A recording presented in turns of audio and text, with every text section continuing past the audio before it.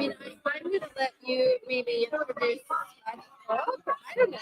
I don't know if you want to say. I think they should. I think maybe they're doing that. I guess we'll see what they say. You came here. That's so nice. Well, they're. Oh, right. You're not normally in Boise on Thursday. I actually, when I was loading up the car, I thought it would be so cool if Jim and Jen came down. And I thought, I think. That's Wow. great. Okay. Well, I hope it's not awful. Well, someone's I don't think it's going to matter. Yeah. Where's the beer food? We thought you were bringing it. In the car, right? Yeah. You didn't get the memo? I can go get it. So, You guys ready? I guess so. Okay, so, and then I could probably do that too, I guess. Well, because there would be 1, 2, 3, 4, 1, 2, 3, 4. But we keep them. Do you want me to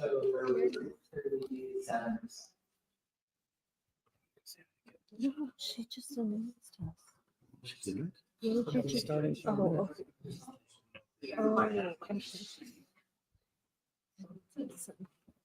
You leave me up here. Later. Goodness gracious. That's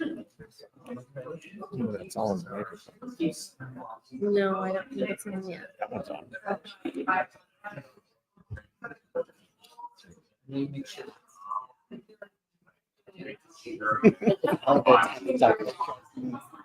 I don't know it either. But yeah, you just pretend like it's not.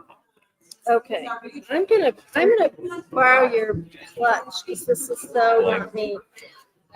This is Bonnie Violet, but it's so big.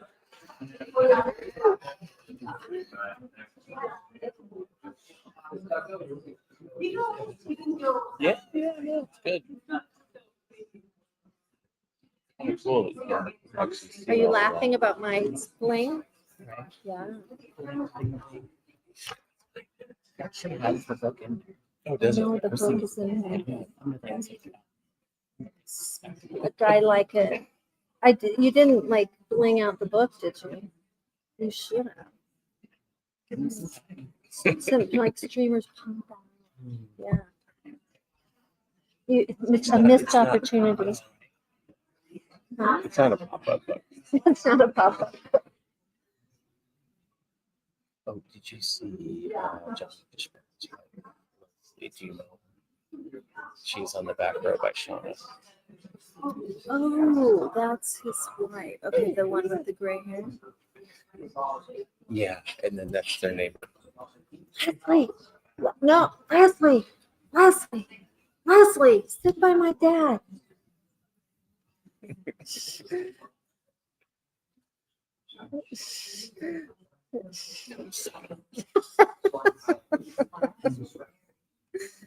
Now they're making a move. Well, he wants to be on the aisle. Oh. Yeah.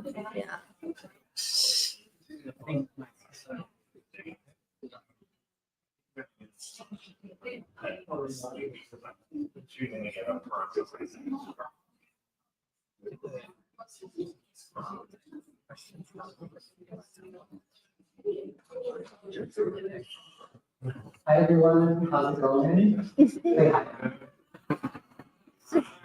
How do you feel a little bit weird? My name is Bonnie Violet. I'm one of the folks who runs Trans Joy Boise along with my partner Pacey, who's going to be on the mic here in a second. I just wanted to, thank you all for being here this evening and the Wassmuth Center for allowing us to use the space. It's pretty new, and so it's a really great space. But I just wanted to let you know that I know you see like lots of different cameras and mics and things, and so we are live streaming on YouTube. So the camera is just on us, not on any people. So I just want to be clear for your today.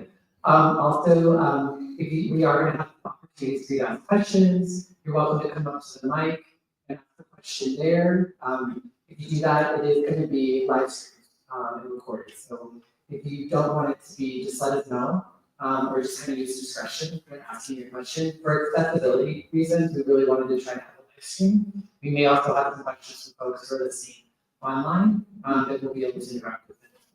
So hand it over to Pacey to give you a little bit more details. Thank you, and thank you again for being here. Really excited to be on people that are here tonight. And just to touch on the people asking questions, your voice will be recorded, but we're not going to have camera on you. So, and I can also edit out your question if you're not comfortable with that. Just talk to me after this. So we're going to start with a book reading, and if you are interested in reading the book, we have copies of it for sale.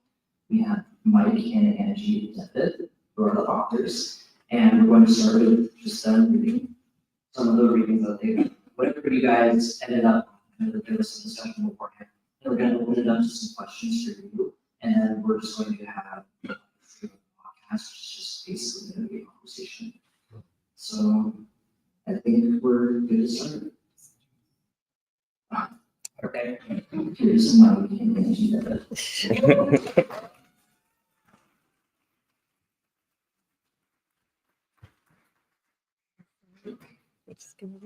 Thank you, everybody, for being here. This really means a lot to us, so thank you. We're not going to read the whole book, I promise, but just for a little bit of context, and partly what I think we're going to do is try to show you kind of who Eve is, since Eve isn't here, because you can find out who we are. However, we're going to try to give you a little bit of an insight into a complex human, which is always fraught, but we'll give it a shot. A question Angie and I often get asked is if we knew Eve was misgendered, and did we realize something was amiss early in her childhood? The difficulty in answering this question is you are always living your life in the context of the moment, and that context does not always present itself with these kinds of questions. Hindsight lends clarity and context. With hindsight, we can say there definitely were signs. For example, it's true that Eve always chose Halloween costumes that were gender neutral, dressing as a chocolate bar, a marshmallow, or an androgynous character from a cartoon or a comic that we were unfamiliar with. Even at a very young age, pink was Eve's favorite color. There was a time on a trip to Disneyland when Eve was taking forever to select a souvenir from the gift shop. I tried to help, pointing out shirts and sweatshirts, but none were right. Only once I left her alone did she finally select a shirt from the girls section of the shop, and proudly wore it for the rest of the day.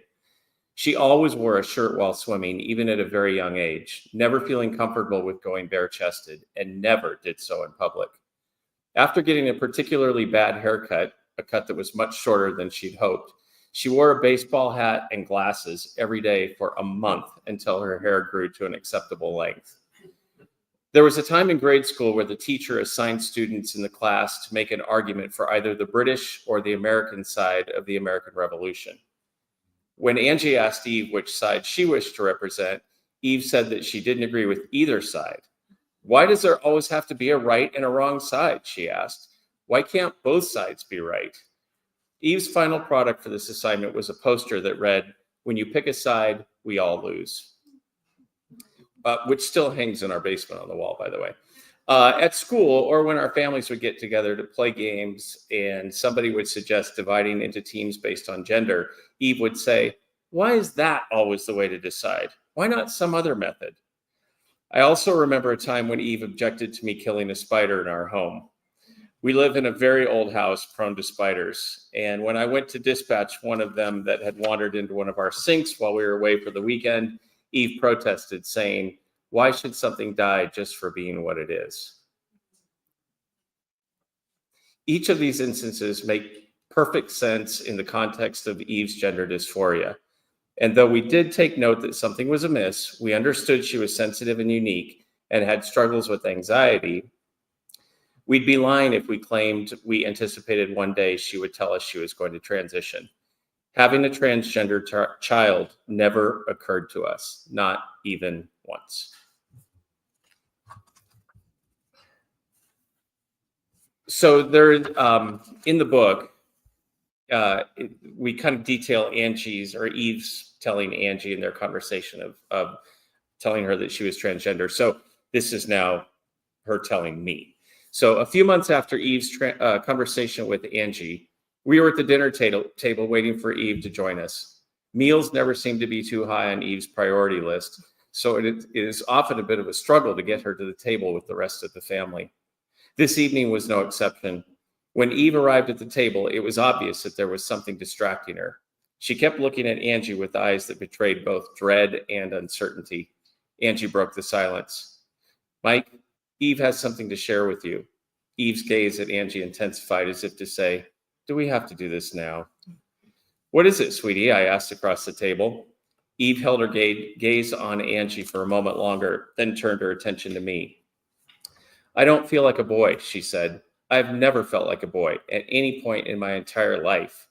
She paused, gauging my response, likely expecting the worst. Tell me more, I said. I have always felt like a girl, and I don't want to be a boy. I looked at Angie, who was now holding Eve's hand and looking into her eyes with a gaze of both kindness and support. Tell me what that looks like to you, I asked. Pronouns, Eve replied after a lengthy pause. What about them? I asked. I want to go by she, not he, she added. Okay, I said. I'm sure you have given this lots of thought, and this cannot have been easy for you. However, I'm concerned that this might just be a fad, and you will change your mind someday down the road. Not his best moment. Not his best moment, yeah. Eve looked at Angie in that way that kids do when they are exasperated by something usually a parent has said or done. Dad, she said, this isn't a fad. This is who I am. With those words, something clicked in my head. Suddenly, all of the little clues, like pieces of a puzzle, began to form a picture in my mind, a picture of a reality I was now only being given access to. And I'm going to stop there because it goes on to something you don't know about yet. So, yeah. Okay, Sorry about that. I forgot that. keep going. Ended Okay. roughly. Okay, so our book, the first chapter is about telling our immediate family, and then the next chapter is about telling our broader family. So we kind of started with telling the story with just our family, and then getting a little broader with the rest of our family, and then our church family and community and that sort of thing. So, okay. Processing a new awareness of oneself is one thing, telling others about it a whole other thing, one full of fear and uncertainty, especially if it involves your child. Is this your own story to tell, or do you let them tell it? Is that too much to put on your child? Is this the natural consequence of their decision? Is it like having a new diagnosis of a chronic disease, like diabetes or cancer? How would I approach that situation with family members, since we are fortunate to not have that history? In asking Eve how she wanted to proceed, the answer was clear that she did not want to be the one to share her news with other family members. The fear of the potential rejection was too great. She had already dealt with that in the reveal to our immediate family. Now she hoped we could help her take the next steps alongside her, rather than having to proceed alone. Angie and I know a thing or two about growing up with fear and uncertainty hanging over us. We were both raised in families that were active members of the Seventh-day Adventist Church. I'm going to kind of skip ahead here. Because of this background, we were a bit uncertain and maybe even fearful about sharing Eve's story with those outside of our close family ties. Even telling those within our family posed a significant risk. What if our parents refused to accept Eve? What if they not only couldn't accept Eve, but reactively blamed us, the progressive rebels, for turning her transgender? How would we explain to them that transgender kids are who they are and do not become so through indoctrination or grooming, as they likely had heard through their social media contacts and news outlets? This accusation never made any sense to us, as we have never micromanaged our kids' lives. We have concluded that those who make such accusations do so because they don't allow their kids to make any decisions on their own. So any decisions their kids make will naturally come from the demands of their parents. This is the only way that argument makes any sense to us. And then, let's see. I can't remember why I have that one. Maybe they'll just take that. Okay. The next section is about telling our church family. Sorry, I don't have the book memorized.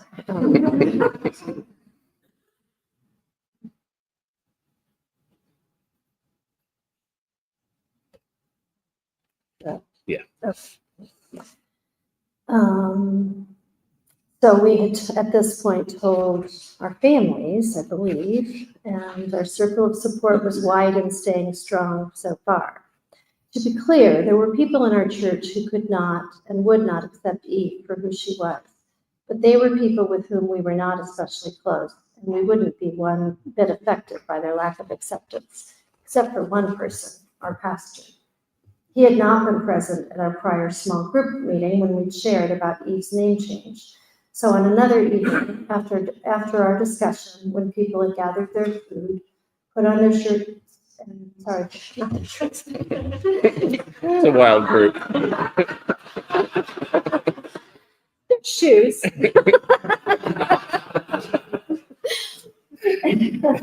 Put on their shoes and coats to leave, and I pulled our pastor away from the others into our entryway. I understood that this conversation may be more difficult than the one with our group had been. I knew him to be a man who took pride in his position of authority and rarely questioned his own intuition on weighty matters. I couldn't recall any instances in our group discussions where he had expressed agreement with ideas or beliefs outside of those he already personally held. On the contrary, he spent most of his time trying to convince others that his belief on any given topic was the correct one. He seemed to believe he possessed the right answer, no matter the question, so this would not likely be an easy conversation. I shared with him that our youngest child was experiencing gender dysphoria and would now be going by the name Eve.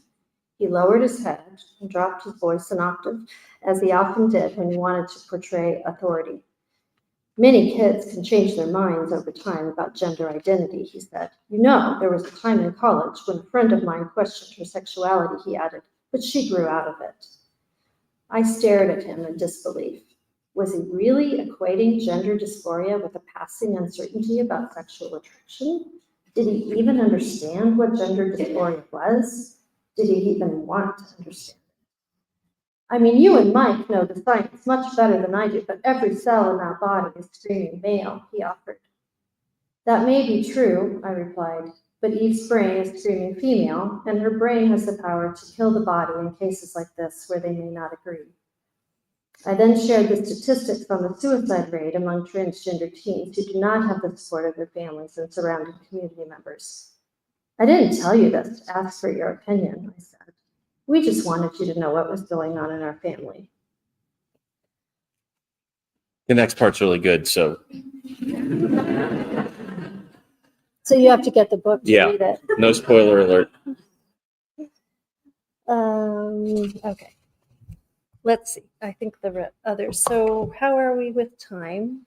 What do you want to? I'll turn on this mic. Okay. And then we've got.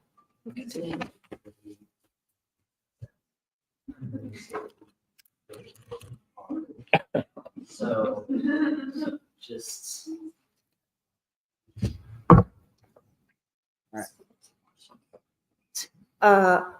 Does anyone have any questions, comments, anything so far? We have a microphone right there, and if somebody wants to, should we not offer it to somebody to pass it around? Jim, pass it around.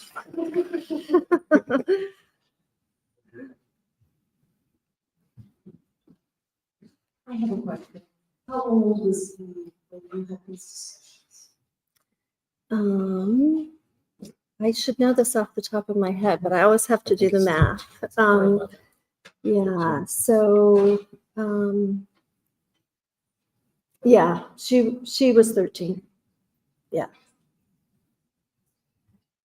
That's an excellent So, question. yeah, We should have included and- that. Sorry. Yeah. Did we not include that in the book? It's in the book, Oh, but I okay, didn't okay, read but it. thank you for, yeah. Any other questions? We'll take some notes for the next edition.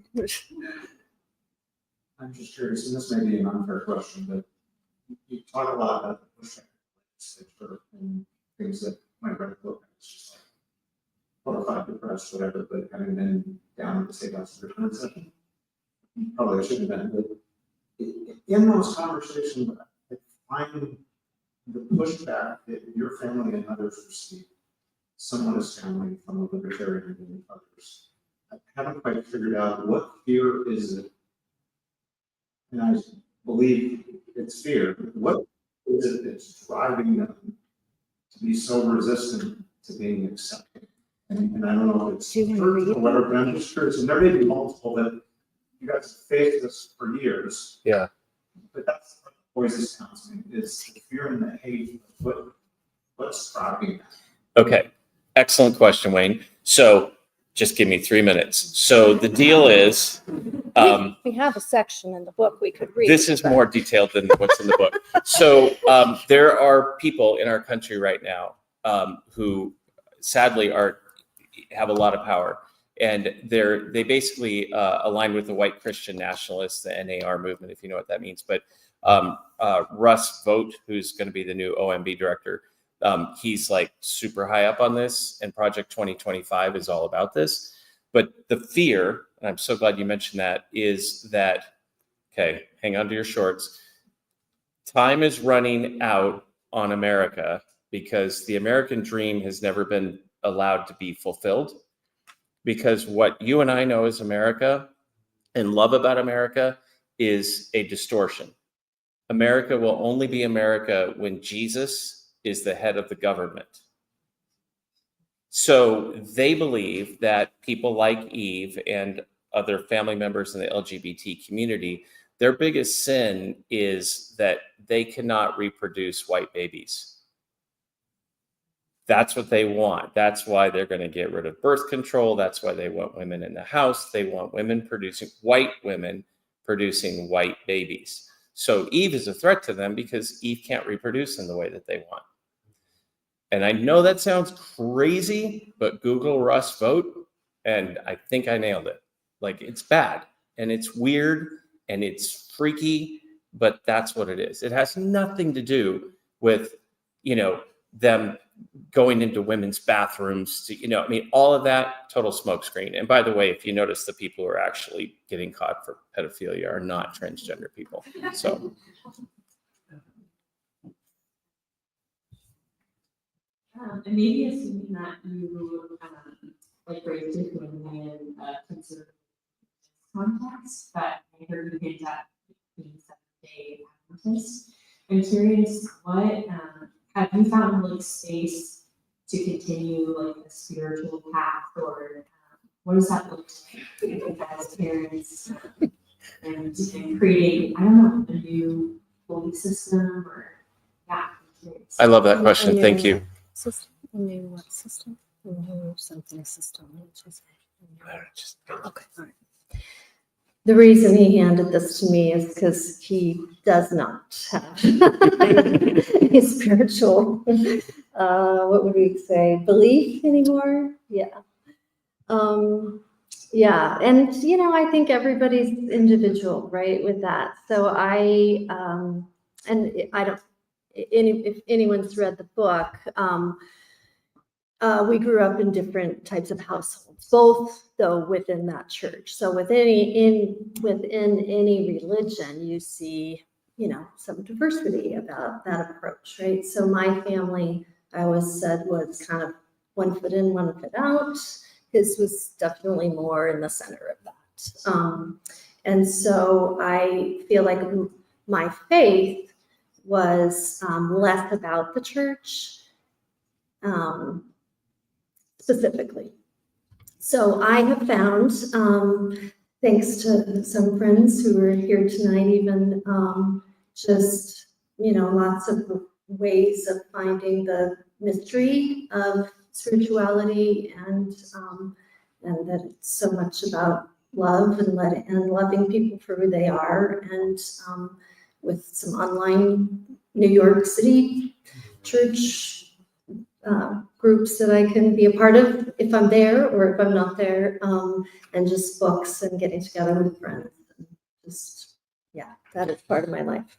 So I would add, if you have read the book, Our Small Group, there's a number of those people who are here tonight, and they've kind of allowed, I think, both of us to stay attached to the community element of that in a deep and meaningful way. So they're very important to us.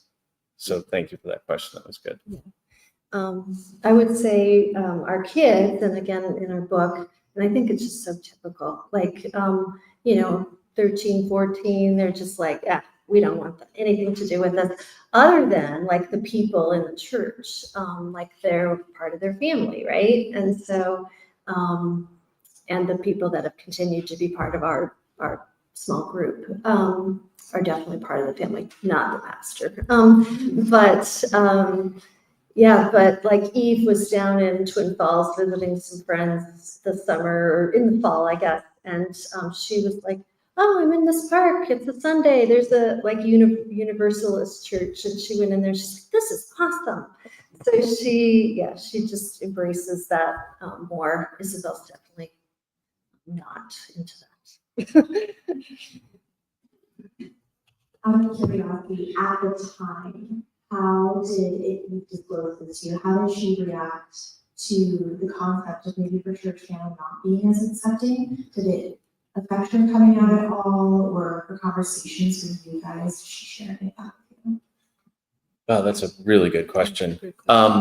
Eve was super fortunate in that at the time that she was still attending church, the youth group that she was a part of was really outstanding. And I don't see Alan here. One of the instructors is in our small group too. And that was really, really great. But that group got usurped by the pastor. And so then it went from being a discussion group to a give me the right answer group. So Eve kind of had already left by then. Also, though, all of her friends were just like, who cares? Totally fine. So the support was there. It was just no longer in the church building. Yeah, but the small group that we had, we had a lot of friends that were LGBTQ friends, and just people that just knew her and loved her and knew this was who she was, and they were within our church. So there were a lot of people that were very accepting and loving. I'm curious about what your journey looked like as parents, learning more about being transgender, what that is, like, from the starting point to getting full acceptance. That's a great question. Mine was really awful, actually. At the time, and we didn't mention this in the book, but we had there was another couple family actually at our church who they had a transgender son. And our kids were about the same age. And so they were very close, and we would do a lot of stuff with them. And she was from the mother. Yes, the mother was from a very conservative country in Europe.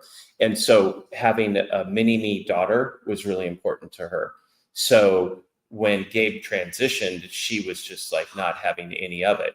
And my less than shining parental moment was I'm not even going to say that. She and I kind of pooled our ignorance quite often.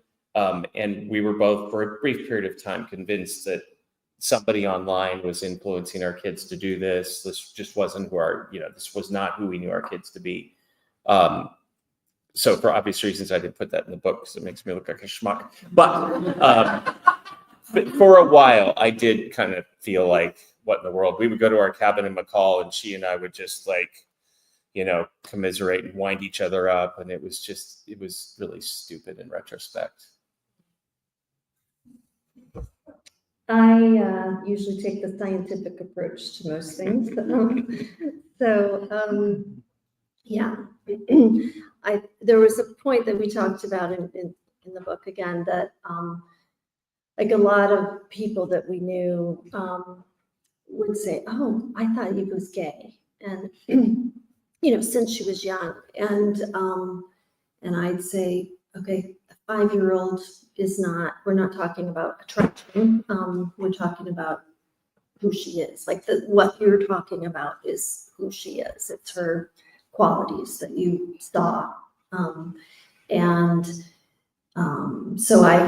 So I had less of a like, this is who she is approach. I just thought she is who she is, and that's kind of how I came to it. But as soon as she told me, I started researching, and the first thing I saw was the suicide rate of people who aren't accepted by at least one person. So I'm a physician, and I thought about my patients too. I thought, like, as a physician, we have to be a safe person.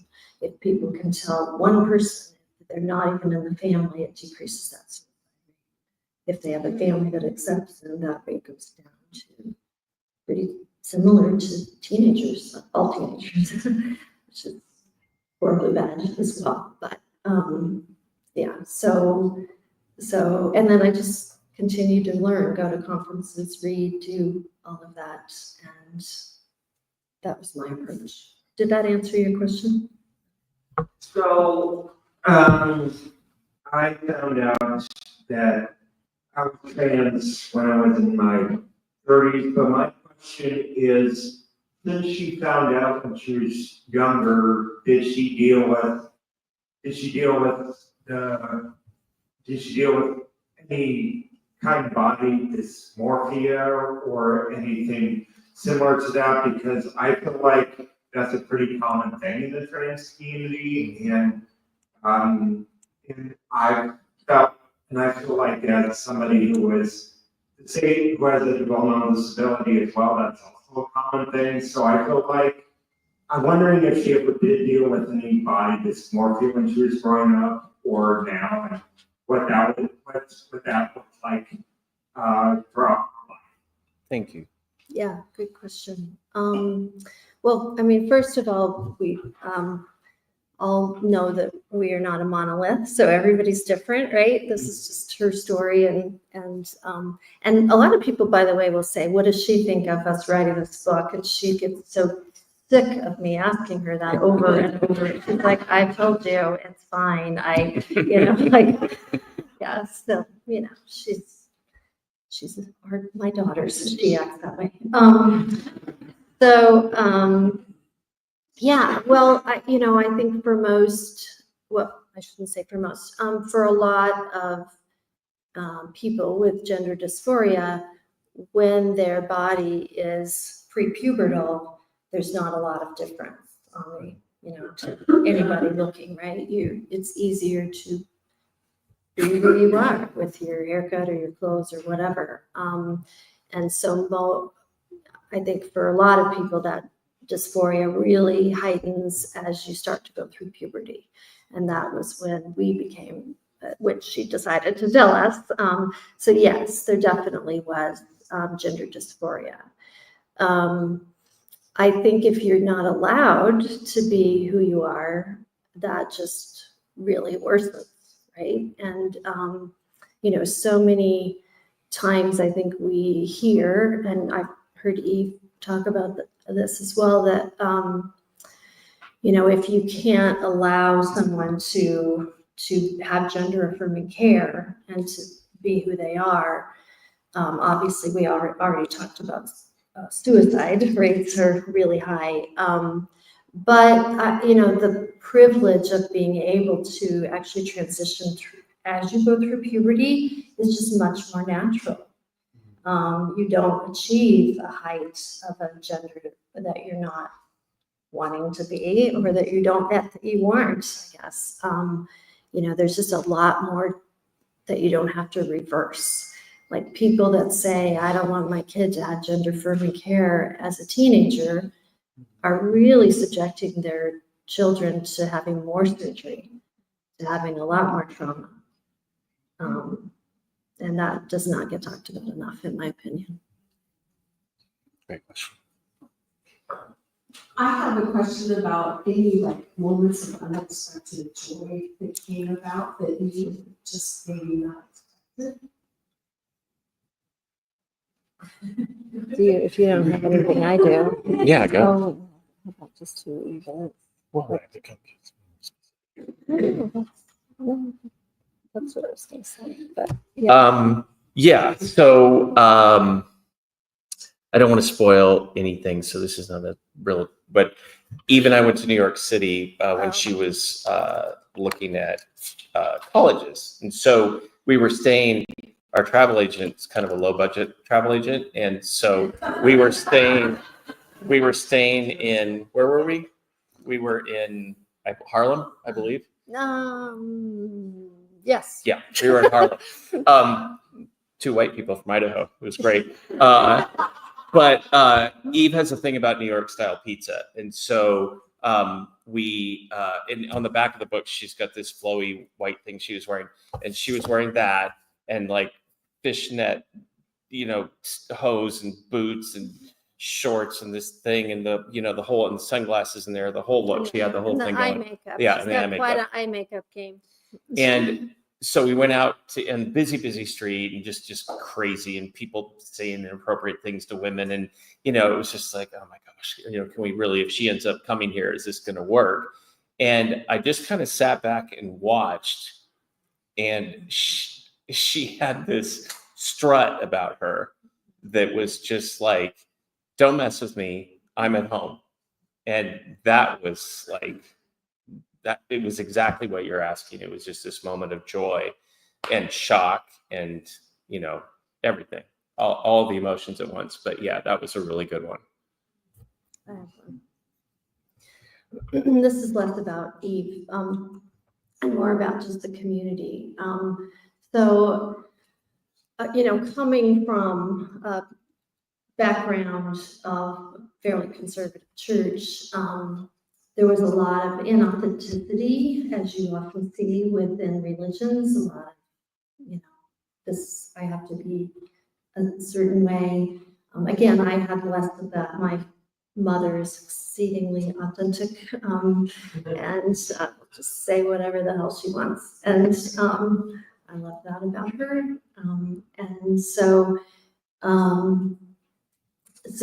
coming from that background, though, is just the authenticity of people who have had to struggle to figure out who they are, or I should say, I think a lot of people know who they are. I think it's feeling safe to tell people and to be that person. And so that is just, I love being being a part of the Trans Joy community, because there's a lot of joy.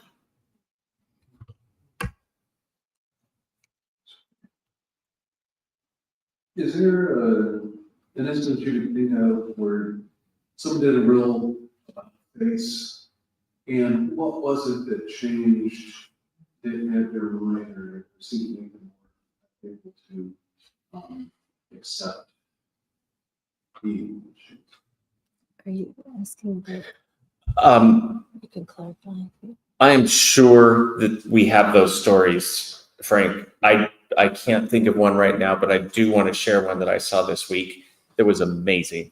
I don't know what part of the country it was in, probably the South, could have been Idaho.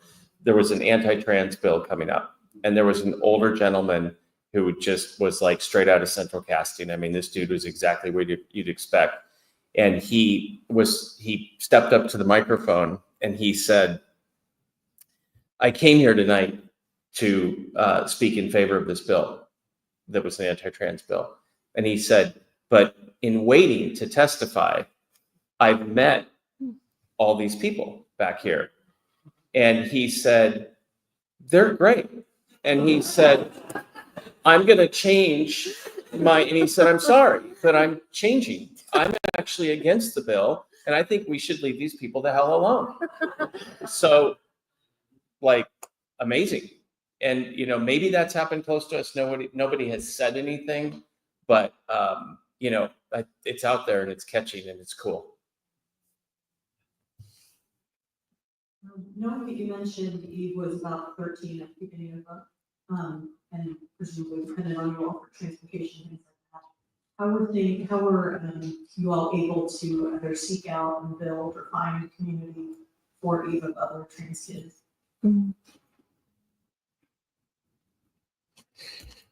Eve went to Boise High. So, But Gabe. yeah, and we had the aforementioned Gabe, our friend, our family friend. And she was also like, right, like the president or something of the GSA club at North. And then online. I know it sounds kind of weird, and yes, we are good parents, sort of. But yeah, I think that's what kids do. Yeah, that's what kids do, right? But Boise High, I just cannot say enough about that. I mean, just tremendous. She also went to a TVMSC, which is a Treasure Valley Math and Science for a while. Did not go well during the pandemic. And her principal there was interesting. I don't think she's here tonight, so I can probably talk about her. She was so interesting. Man, we would go to some of the, I don't know, the initial and beginning of the year meetings, and oh my gosh, would she go on and on about stuff. And I was like, oh my gosh, like, where does she think these smart kids come from? I think she can go a little faster with her information. We were just all so like, oh my gosh, so boring.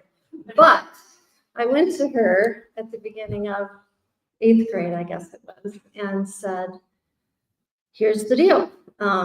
This is Eve, and she's changed her name, and she wants to use the female bathrooms. And we had gone to, she also went to North, so it was sort of a shared school year day, in fact. And so at North, the counselor we met with was like, hey, we've got the nurse's bathroom. And Eve was like, okay. And I was like, much cleaner than the other bathroom. It totally is. But at TVMSC, the principal was like, okay, yeah, she can use the bathroom, the girls' bathroom. She's like, there's stalls. If anyone is concerned about what's going on in those stalls, they need to talk to me anyway. So she was like all over supporting her, and it was awesome.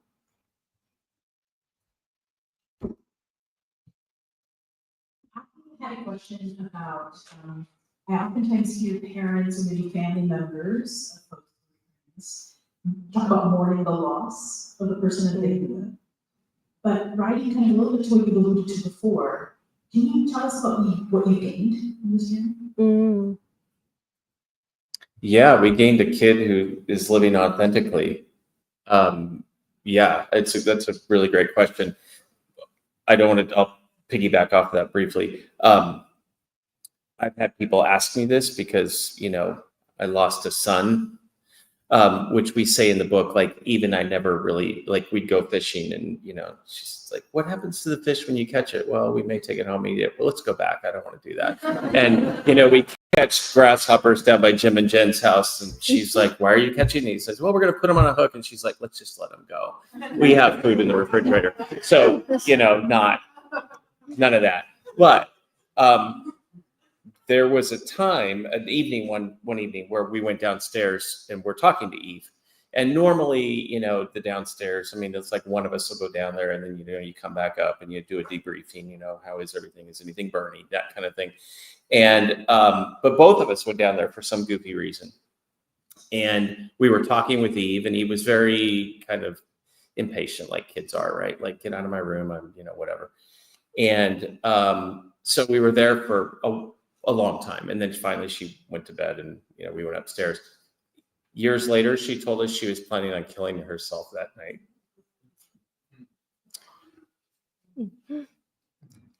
So we gained a daughter. Yeah.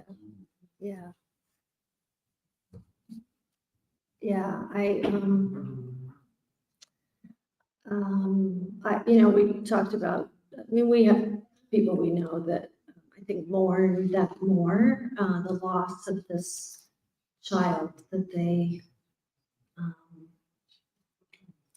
thought they had, I guess. And there's a quote that we need to raise the children we have, not the ones we want.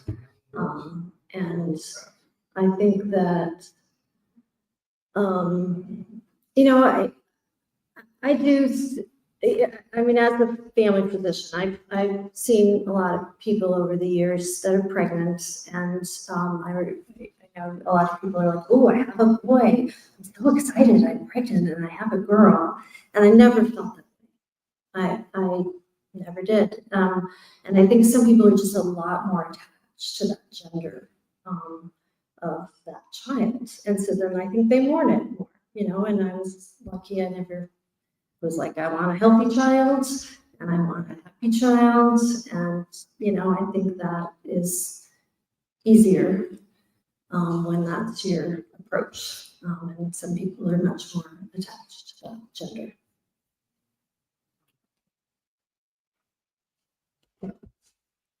Hi. Hi. I have a transgender daughter, Leah, and we are so absolutely proud of her. She's known, was a girl for really since she was about 3 or 4 years old. And there was lots of signs. So I am so happy that Leah's experience through school, and the teachers and principals were supportive. Unfortunately, that has not really been our experience. It's been difficult. And I think the schools more so want to stick with the laws, with the bathrooms, and they don't want to be, and I don't want Leah to be the poster child for, bathroom use at Answer. And Answer is supposed to be kind of a woke school, right? And it's been difficult. I've been called a hyper parent first, trying to stick up for her. And I'm just an advocate for my child, just like any other parent would be. But my question for Leah really is, she is so proud of who she is. And she knows she's amazing, and she likes to share that she's trans with her community. And with the current political climate, I've always encouraged her, and I've said, yes, absolutely, we'll stand right behind you.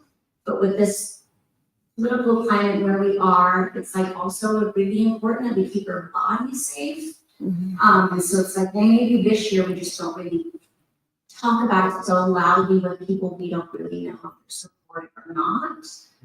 And that's really hurt her.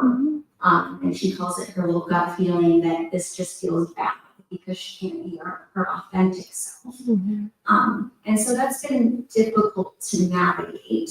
And I think we kind of, the conclusion, you share whatever you want to share, and Mommy will deal with everything else.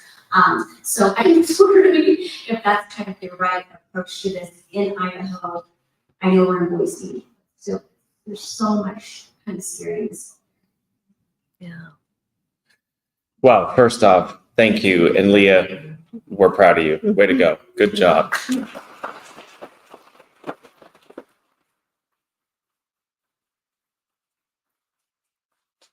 I think you've probably done her a tremendous service just by showing her that, there are things about you and things that you know and things that you say that are not going to be popular and people aren't going to like.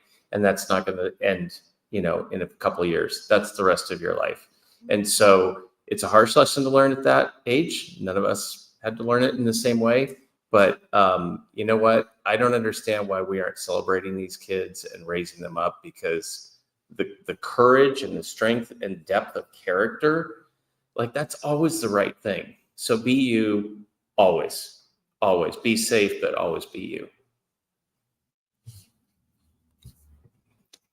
I was reading Jennifer Finney Boylan. I don't know if people know her book, and I can't remember the name of the first one that she wrote, but it was, I think, after she first transitioned, so it was like 20 some years ago. But she has this wonderful relationship with this friend, and they kind of talked. There was a lot of kind of back and forth, but the friend had this great comment about like what's between your ears is so much important than what's between your legs, and it's just like people get real. Like we want kind children, and we want children that are authentic. And just like I know with Eve, and I'm just kind of the way in life, but I'm just like I said to the pastor, like I'm not asking for your agreement or your permission. I'm just telling you this is what's happening. This is my child, and she is who she is, and you can get out of our lives if you want. We're going to shift just a little bit. We're going to join you, Pacey and myself, and we're going to just continue the conversation. I know there's a couple more questions, so we'll get to you as well. We'll just shift a little bit. Hope that feels okay for everyone. These are great questions, by the way. Yeah.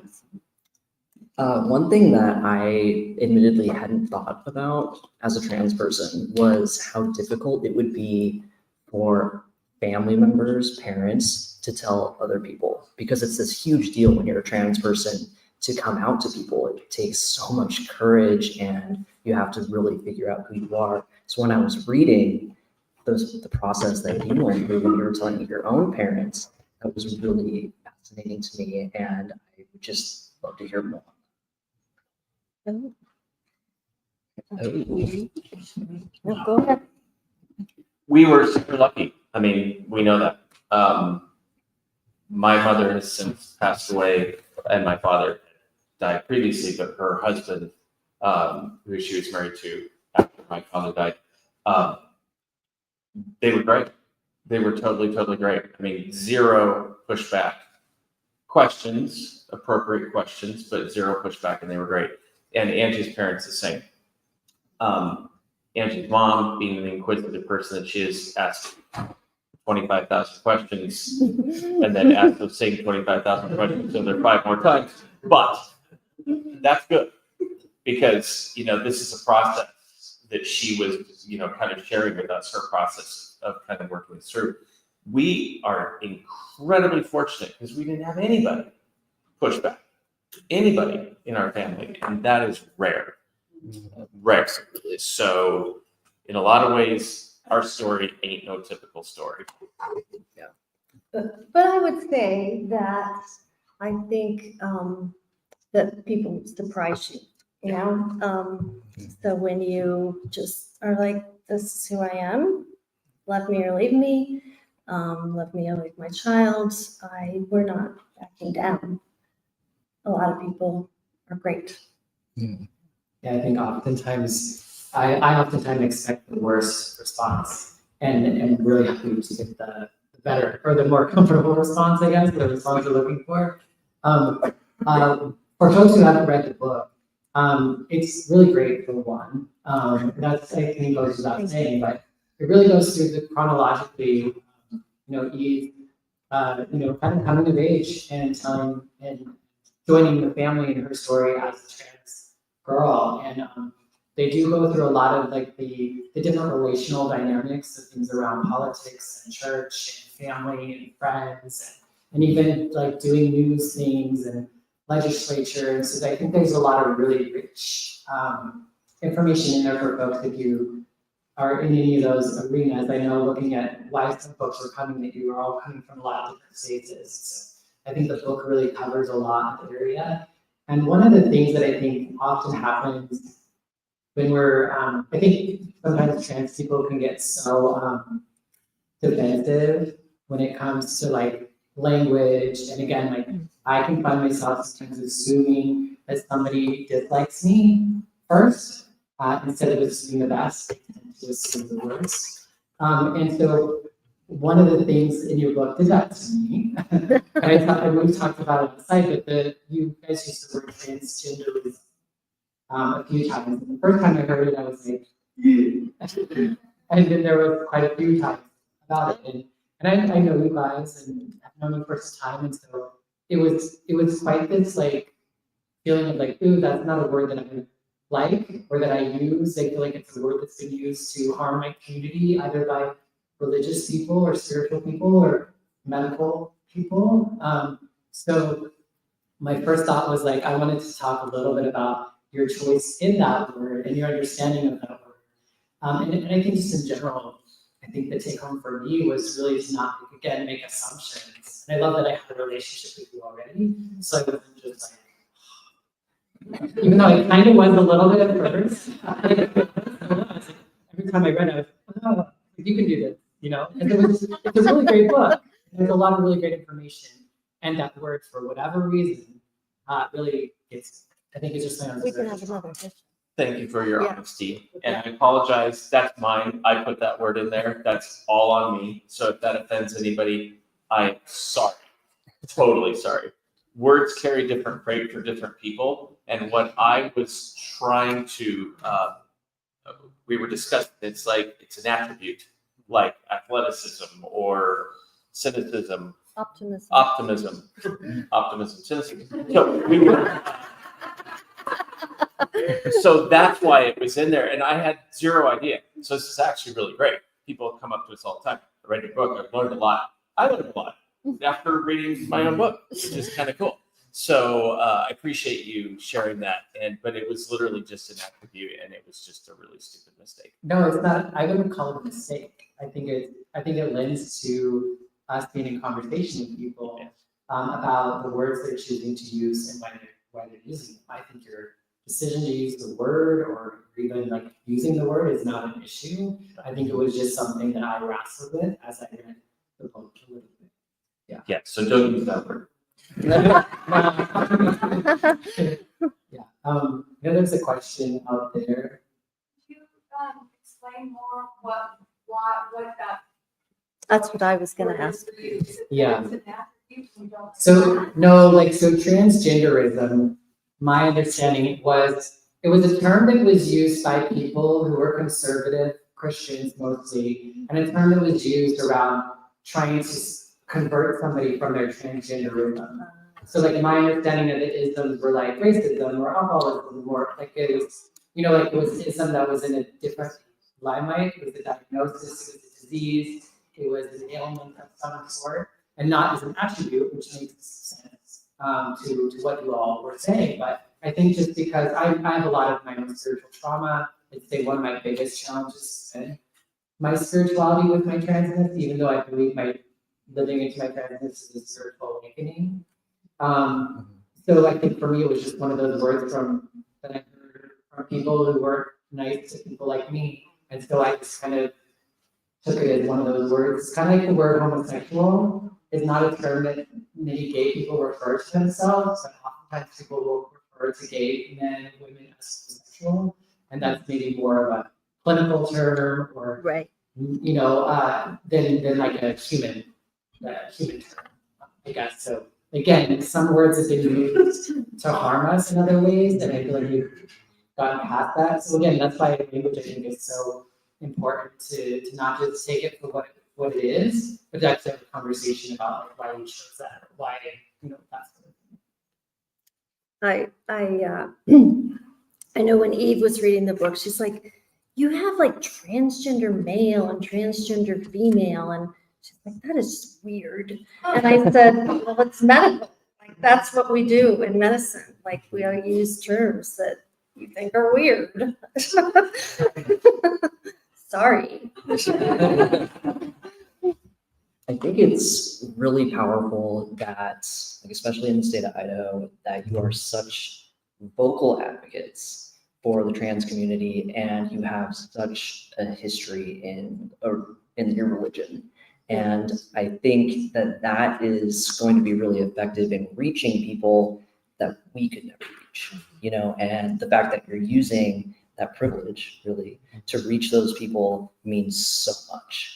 And also, I think that it's just great that your professions, like you're coming at this scientifically. So when people would tell you things, you'd be like, they'd say, oh, well, I read this on the internet. You'd be like, well, you didn't read that in a peer-reviewed journal. And I'm like, amazing, that's exactly what we need right now. But I think that unfortunately, you can read just how upsetting it was that you had to leave the church. And there was one quote that I particularly loved, but it was becoming increasingly clear that there was an insidious rift developing in our church community regarding the nature of reality.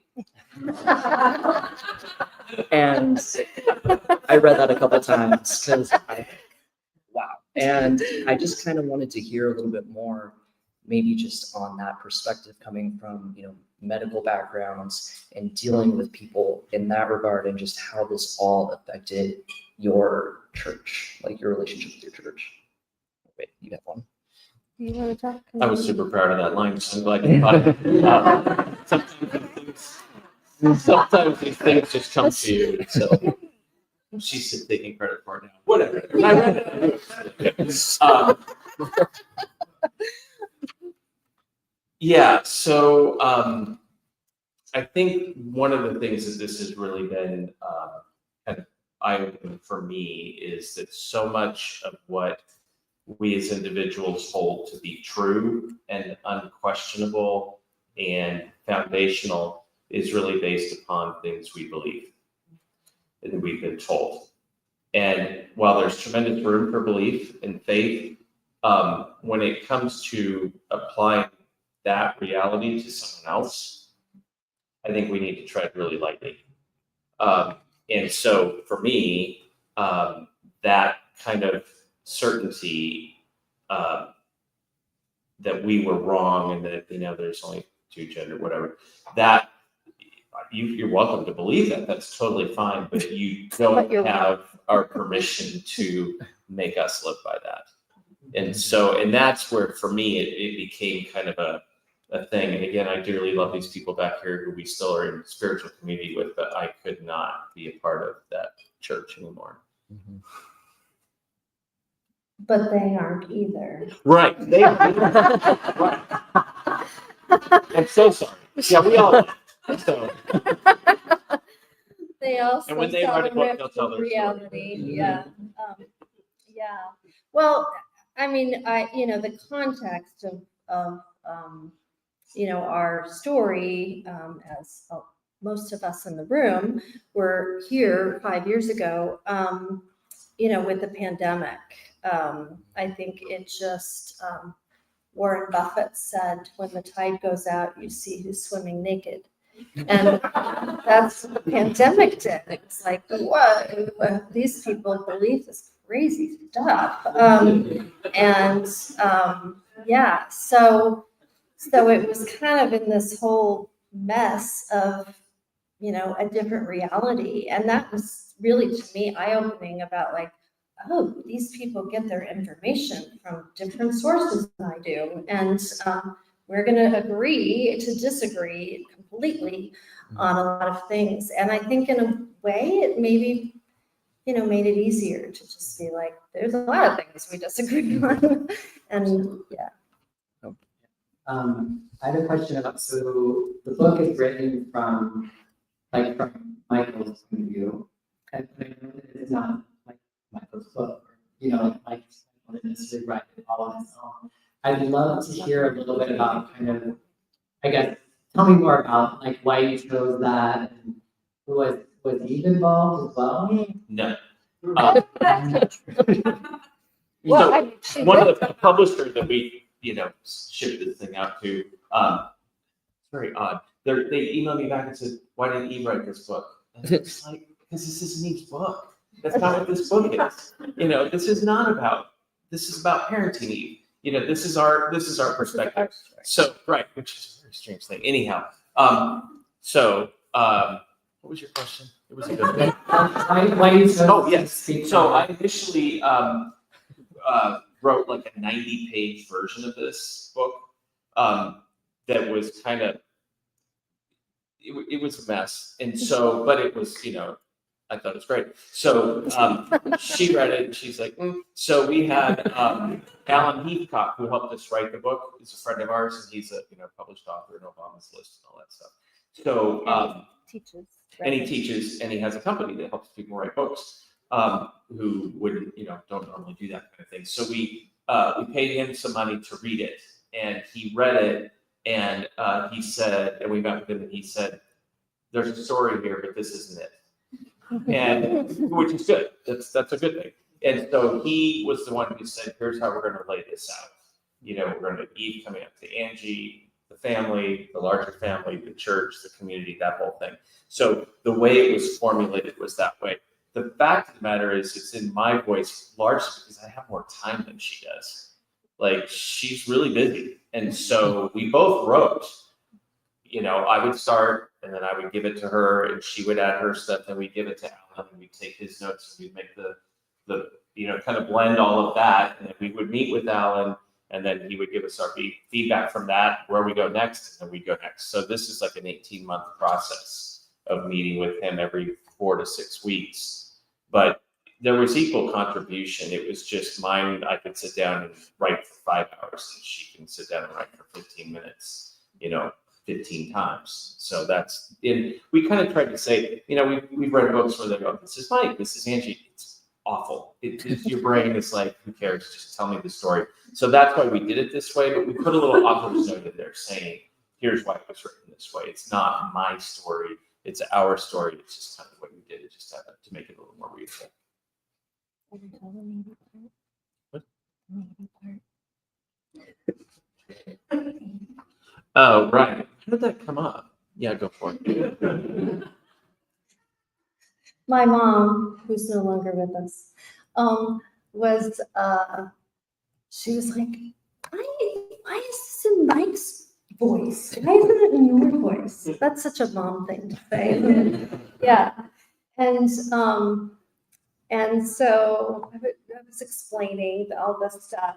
And then one day Mike comes home from work. We were both at home. He apparently listened to We Can Do Hard Things podcast. And he's like, "Thanks, Liz." And he was like, "I was listening to this podcast today. Apparently I'm needy." And I'm sitting behind him. He's like getting dinner ready or something. And I'm off to the side and he's talking. And he's like, "Did you know that about me?" So Mike's needier. That's why it's in his voice. That's a great answer. For me, I have a lot of daddy issues. My father doesn't talk to me at all. So I think for me personally, knowing that it was the father of a trans girl's voice, for whatever reason, I think spoke to a part of me that I felt was, it may be like a less thought to be response. You know, I mean, like, Yeah. You weren't like perfect about it, but I think the fact that you were like, but that's okay too. But I don't know. I think for me, it just the fact that it was from a father's perspective, knowing that mom was there too, was really, I don't know, it was just really nice. I'd just like to add to that really quick. If you haven't read the book, you really put yourself in front of a lot of bad publicity, and you kind of became a target for a lot of these attacks, like people calling you a pedophile, all of these things. And I thought, just adding on to what Bonnie Violet was saying, that's amazing that you both were willing to do that, but particularly you so publicly to kind of shield your daughter and be the brunt of all of this ignorance and hatred. Yeah. So, thank you. Thank you. Yeah, we tell people, you know, we got nothing else to do, so we're in the fight. Like, we picked the wrong couple because we got time on our hands. So, and we're not. I have time on my hands. I was curious if you would tell us a little bit about what your experience was having Eve tell you first, and you having known it a little while before it happened with Mike. And how was that for you? It's a And mom your thing. relationship? Yeah, what did you say? It's a mom thing. It's a mom thing. Yeah. It's a mom thing. It's a mom Yeah. thing. So, you know, nothing occurs right out of the blue, right? So this is a child who's anxious and was struggling to get her schoolwork done, which still happened after she transitioned, by the way. But you know, we were like, she's just having a lot of difficulty just dealing with life. I mean, she was like with the whole haircut thing and all this stuff. She was just anxious. And when she was 5, she'd be like, I'm afraid to die at night, every night. And yeah, and she was just very anxious. So at some point we, started kind of trying to figure out how to help her. And so she was going to some counseling. We were doing some family counseling. We said it was instead of our children having any sports activities, we were just doing family counseling. So Mike knew there was stuff going on with her. And then she was very tiny. This is all in the book. And so as she started into puberty, I thought, we should probably make sure she doesn't have like a growth hormone deficiency or something else going on. So we went to a pediatric endocrinologist, and that was the story. But, he knew all of this was happening. I was doing it all. But so when she told me, which happened in McCall at a coffee shop, and she was like, Mom, I want to go to coffee with you today. And so we went, and he knew that. But, after she said, I don't feel like a boy. And I said, okay, what does that mean to you? Then I said, okay, are we telling other people? Are we telling your dad what's happening? And she's like, no, I'm not ready yet. And so I said, okay, I'll keep asking you. And, that reading at the dinner table was after a lot of like, every week. Okay, how are you feeling about telling? So I don't know. Did I answer your question? Yeah, you totally answered it. And I just love that you both like use she pronouns. Oh, yeah. She's always been. Yeah. That didn't happen overnight. Yeah, we had a lot of times that she was pissed at us. Yeah. Yeah, I especially had a really bad moment. We were in Las Vegas waiting in line at the roller coaster in New York. And I was telling my coworkers, who were all down there, a story of when Eve was younger. And I misgendered her because, she freaked out. It's like, what's your problem? And like, that's who you were then. Oh yeah, that's the proper thing to say. So yeah, that was really stupid of me. And so when you make a mistake like that, it tends to kind of, filter your thoughts more effectively. So I never made that mistake again, but I just did not make a mistake. I don't even think of her birth name. I don't run it through my head. I don't look at it. I don't anything just because I don't want to say it, because I don't want to hurt her. But I think it's such a process. It just takes time. I remember a friend who long ago changed his name, which I don't really know why, because it was kind of a gender neutral name before, and then it was still a gender neutral name, so I didn't get it. But I said, I'm never going to remember your name. And then like 10 years later, I was like, wait, what was your name? I can't even remember it, right? And I think it's just a process. I think it's really cool how in the book you never say her dead name. Like, I thought that was such a unique take and so respectful that I was really surprised by it. And because I wouldn't even think to do that, and so I really commend you for that. That was really cool. One thing that I struggle with, Oh, I was just going to say she did read this. Like, it was under duress. Like, we're publishing and we'd really want you to read this, but because that's her, she doesn't do anything if it isn't under duress, but except transitioning, by the way. But anyway. One thing that I've been struggling with a lot just personally is dealing with being so angry with the people that just come at you with nothing but ignorance and bigotry. And there's a quote in here that I really liked that said, let's not make understanding a prerequisite for loving people and allowing people to live the lives they feel led to live. And I know that in this context, you're saying this to other people, that are being ignorant, but I really am trying to apply it to my own life. Mhm. to see the people that are ignorant or hateful of me, because my knee-jerk reaction is to just get furious and get mad. But I know that that's not who I am, and I want to be someone who can also show compassion and understanding, because I feel like there are still some people that are capable of having these conversations and kind of bridging these gaps. So I just really liked that quote a lot. Yeah, so how do you manage that? So Mike is amazing with a microphone, by the way. And in front of a camera, I take longer to think about what I want to say. But yeah, it's an amazing story of that quote or that statement. And he was interviewed by Jake Tapper, and he said he never thought of that before. It just came out, and it was amazing. I don't know if you want to say anything about that. I know we had another question back here earlier. I didn't forget about you. What we planned to do. Did you have your hand up? Okay. Please. Oh, no, it's fine. Do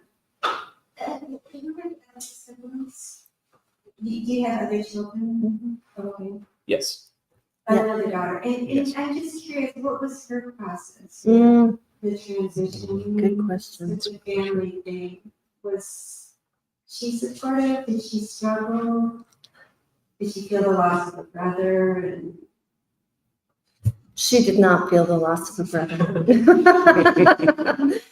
She's has an interesting personality, and yeah, she like the moment she knew, she started calling Eve E, which was a really nice transition. It was something that so Eve's dead name also began with E, and E is really nice, by the way, because like he, she, E, like you could just be like, I'm just going with the E, because then I cannot not get things wrong. And so yeah, so that, at least for me, was really helpful. But no, I think she was supportive from day one. I think, I think it's been difficult. I think like when you are a sibling of somebody that has more attention paid to them, whether it's a chronic illness or something else that's a little bit hard. She has a lot of jealousy. That's just part of who she is. So we try to deal with that. But it's not directly based on Eve being transgender. That's just who Isabel is, right? And but I think she's been incredibly supportive of Eve. And yeah, do you have anything else to say? No, I mean, the one element I'm not sure we really brought out in the book, but Izzy was really into theater from a very young age. And Eve, like, never in a million years did I think he would even step on a stage. It's just, because of the anxiety and just the whole thing. And, then Eve did, and like, she's amazing, and which is great. I mean, that she's in New York studying, theater. Oh, spoiler alert. Sorry. Oh, geez. Sorry. Anyhow, that I think bothers Izzy a little bit. Yeah, Because probably more, yeah. she chose not to study theater. She's studying archaeology, but she wanted to. Isabel did. And then just thought better of it. I think, good for her, because Izzy's amazing on stage, but she's like Al Pacino dark. And Eve is like, Carol Channing, like, amazing. Or Glenda.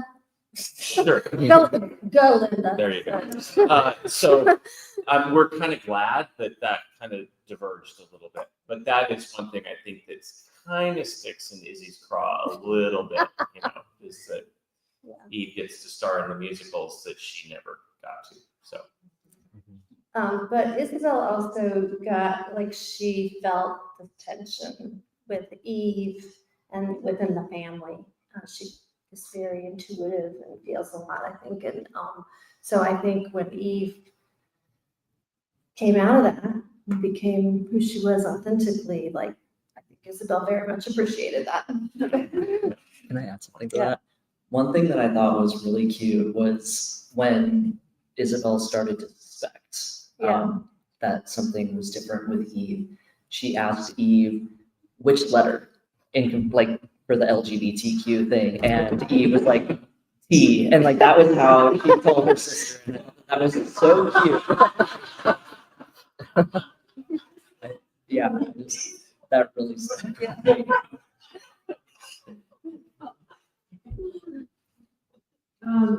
In instances when you are talking to people who don't have personal relationships with trans people in their own life, and their views are so fueled by hate, misinformation, fear, all these misplaced emotions, what are some of the tactics that you use in navigating, helping them understand the truth around it? I'm personally navigating this a lot with people in my life. It's challenging, and to the point you brought up earlier, it's so hard to not just get angry. It's like, why don't you get, like, where are you coming from? So anyways, that was a tough one, but So she'll give you a better answer, but just let me give you two things. So when people say, how many genders are there? Two things. I don't know, neither do you. And then you ask them, how many points are there on a line? Because a lot of people would say there's two, one at each end, ignoring what's in the middle. So that's a good one. The other thing is with all the transgender sports stuff, because these are not real issues, by the way, folks. They're just making this crap up, but it's something to hang their hat on. So they want people to believe, our governor and everybody else, that when it comes to testosterone, there's boys up here and girls down here. And the reality of it is, it's like this. There's overlap. There are women in this room who could kick my butt at a lot of things that involve strength and whatever else. So another thing, co-ed volleyball, right? I'm so sick of hearing people say, oh my gosh, it's so dangerous for girls to play with boys when it comes to volleyball. I work with volleyball players who have been hit in the head, and it is bad, but you know who did it? Other girls. So, we take Eve's approach, which, I want to be mad at these people and tell them what you almost said. But Eve says, they just don't know. They're just uninformed. And so what I have found in my practice is people that I thought were like, never, like, we're not talking about this because this is going to be a bad thing, were really open, which was kind of shocking. And then I also found I have like 8 patients who have transgender kids, which they never told me, because a couple of them had, but like I wasn't safe or what have you. So give people a chance, be honest, but don't push. If they can't go there, it's not worth it. Talk about something else. I would also jump in and add that, like, I think, there are books we've written about our experiences, there are movies, there are plays that we're in, there are things that we do. And so maybe taking these folks to watch these shows or telling them about them or starting a book club with them or something. If folks are really open and really curious and want to really lean into it, I think those are some easy ways that you can kind of do it. And then it's us as trans people telling our stories instead of you feeling like you have to try to, teach them. And then people can see that there's a lot of different areas and different experiences for us as trans non-binary folks. And good question right here. So,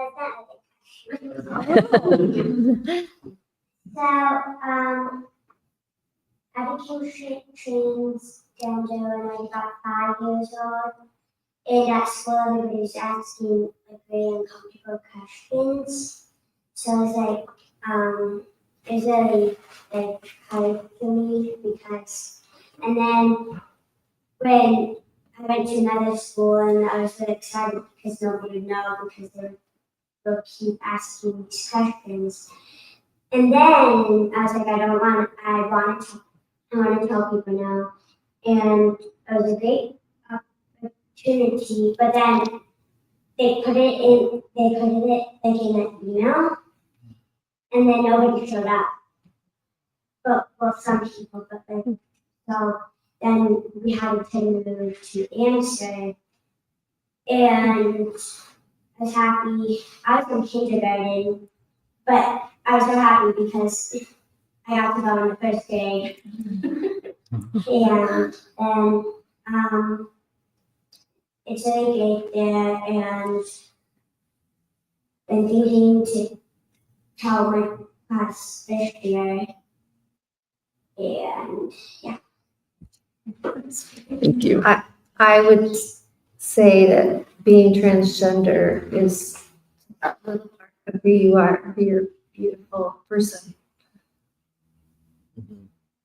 Thank you for sharing that. Any other questions from the audience? Oh, yeah, that's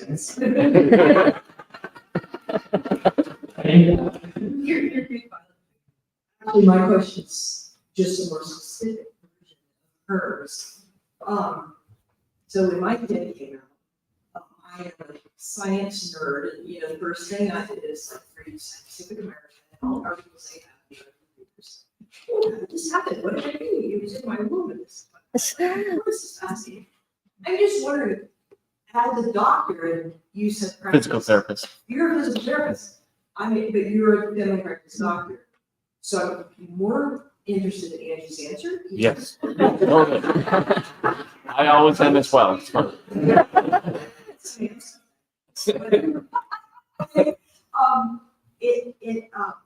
I'm just curious.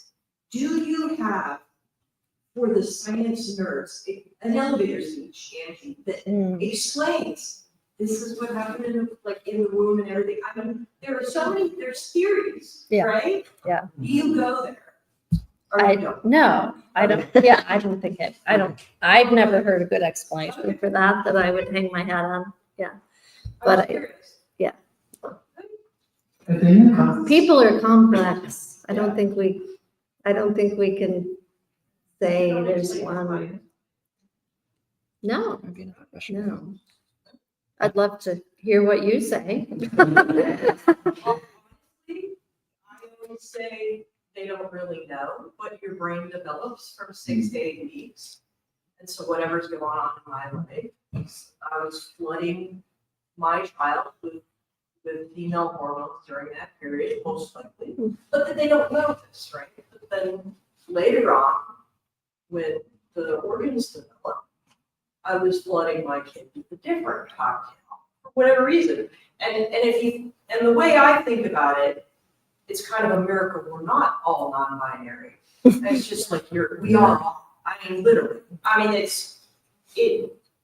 Yeah, I mean, one thing I often say is I think you talked about online, but I used to kind of use the Barbie and Ken.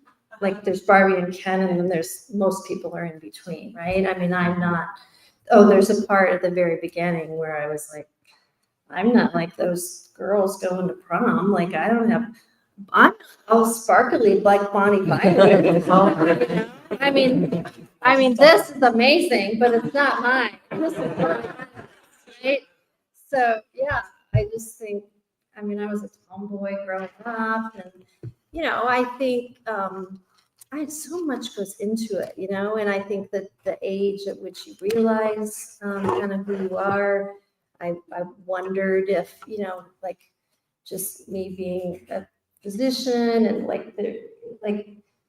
a lot of people, and when we go places, well, I should say when Mike goes places without me and they maybe gay themed, all the guys are thinking about that cute guy and how well he dresses. So, he's not like bearded up and carrying his gun and stuff, right? So, I think everybody's different, right? So it's a continuum. It's a bell curve. Yeah, exactly. And, when people say, boy, I would never want to have a transgender kid or a gay kid, then don't have kids. Because the reality is, when sperm meets egg, that is one possibility that can fall anywhere along that line. Just because the middle kind of third is what we're used to seeing, that is not normal. It's just more common. So, I mean, I love your explanation. It's great. And in 10 years, we'll think, wow, I can't believe we believe that. Who knows? But all I know is it's a possibility when sperm meets egg, as is everybody here, and where we fall on that spectrum. And why we've decided to draw a line around these elements and say they are somehow wrong is just beyond me. And I can say so, yeah, thank you for that, yeah. I get a little challenged by the questions around like the science and like the fact and stuff, because I'm like, I am, you know, like, so I think like there's trans people, like, period, you know, and so for me, like, are they happy? Are they living into who they feel like they are right now? Like, to me, those are like the questions I could give to hoops about, you know what I mean? Not to like disregard, but sometimes I feel like it's either one or the other. And so, I think just thinking my position.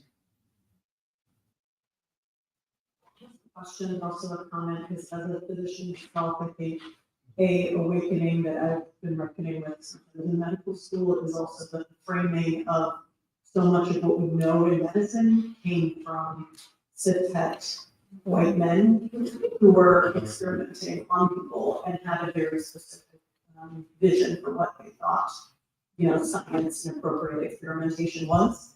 And so I really struggle with that when people talk about the science or the medicine and the history of it, because I think you have been misled by who was writing those history books and we were supposed That's a great point. Yeah. Mm-hmm. I can help myself. I'm not supposed to be dropping that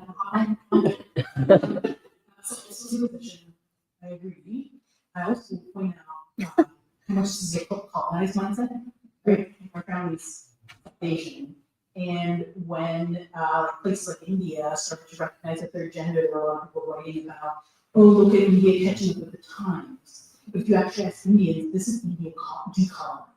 We've had the gender long before colonizers arrived. And so this idea of early medicine is being framed in this systemic, Yeah. Any other questions or comments or about? Oh, There's one over here. Rachel. Stop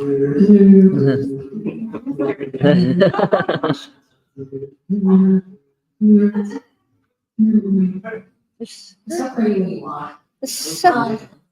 I'm joking, kind of not. Have you guys ever thought about maybe holding space for having a conversation with parents that are not reacting well to these situations? I feel like I know a lot of kids and or adults, children, that would really benefit from having other parents have conversations with their parents, because a lot of times I feel like as a parent, you sit there and you go, well, I know better than you. I'm gonna be better than you know yourself. Yeah, I'm super glad you asked that. So that kind of gets to the point of why we wrote the book. So the first reason is to kind of be an antidote to all the lies and to kind of tell a true story. And the second thing would be to help parents like us that find themselves in a situation where we did not anticipate any of this. So this was, which is great, but it's like we didn't have the tools, we didn't have the knowledge.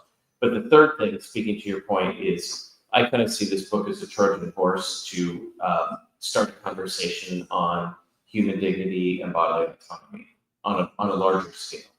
This is just the framing that we have put it in, but it's really intended to kind of spur that conversation, because that's really where we need to be, what we need to be talking about. Mm-hmm. We do have a question. And we'd be happy to. Right. We'd be happy to. Yes, we'd be happy to have somebody who wants to be by the side. So you have a question from YouTube. Van YouTube says, I love advice secretly. I'm genderqueer and advocate and parent to a trans son. My intuition tells me to fight for my kids' rights, and he asks me to leave it be. He uses the girls' bathroom and is called his dead name by most teachers at school.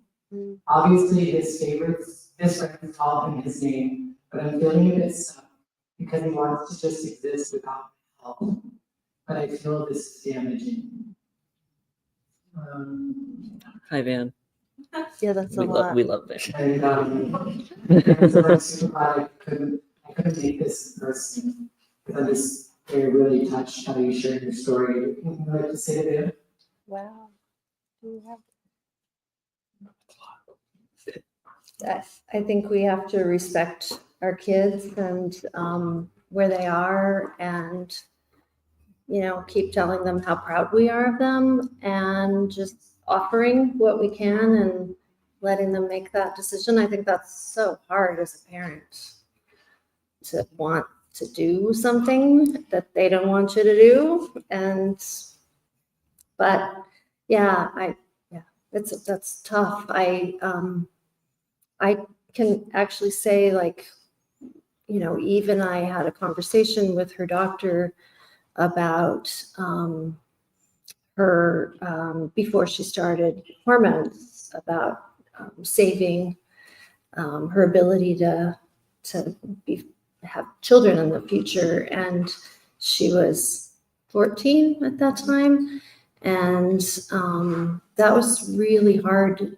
She was like, nope, I'll adopt. If I want kids, I'll adopt. There's lots of kids that need good parents. And I think that was the one time that I was kind of struck by how emotional I was. But I was like, I said, oh, so many people might say that when they're young, but when they're older, they may change their mind. And she was just so definite. And, when I thought about like all the possibilities of how you would save sperm, and forcing a child to do that, I thought, nope, not going there. She's making this call. So, but it's hard. Awesome. Well, I want to be mindful of time. We're right at the time that we're ending as far as like being up here. We do have the space for about another 50 minutes or so. So feel free to help yourself to waters and snacks and talk amongst yourselves. First of all, thank Angie and Michael for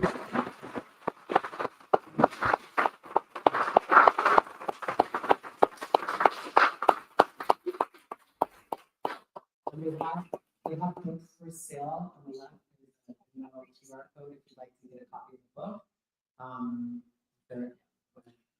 And also, if you aren't prepared to buy one tonight, they are rediscovered. And last week we were number 5 on their list. I will tell you the needy part.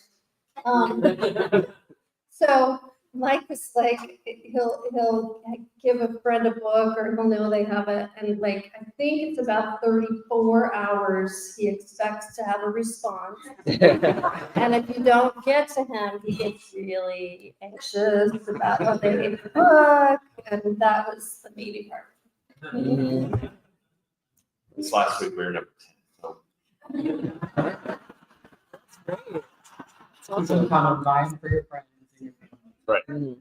But yeah, thanks everyone for showing up this evening. Thank you to the Wassmuth Human Rights Teams. I always get my words mixed up. Thank you to the place.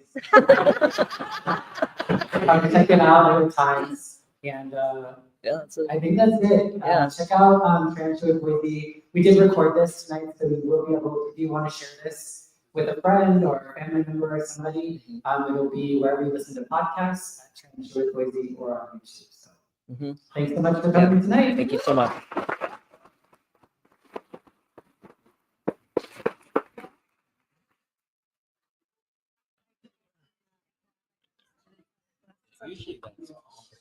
So I was thinking it was Preston. It is.